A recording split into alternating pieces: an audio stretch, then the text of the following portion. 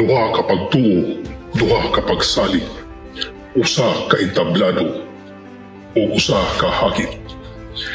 Kinsa ang nagkukot sa kamatuoran, kinsa ang nagbarog sa lig-on nga pundasyon.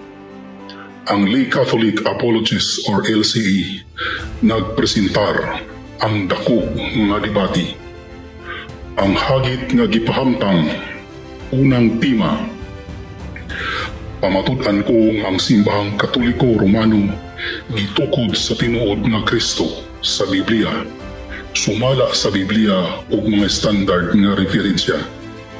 Ang afirmatibo gikan sa Lay Catholic Apologists. Ang negatibo gikan usab sa Seventh-day Adventist Church.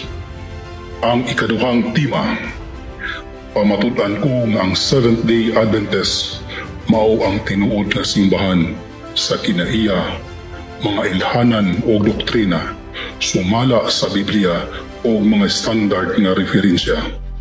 Ang afirmatibo, Seventh-day Adventist. Ang negatibo, Lay Catholic Apologist. Ania na ang panahon sa pagpanalipod sa kamatuoran.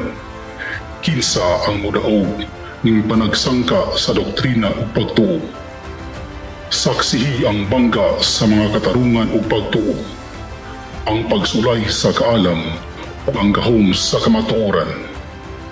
Karong Pitsa 4 sa Mayo tuig 2025, ang lokasyon Digos City. Pagpangandam alang sa dako nga debate sa pagtuo. Ang kamatuoran sulayan.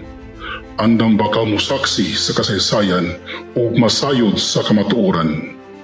Kinsa ang mulahutay, kinsa ang matumba.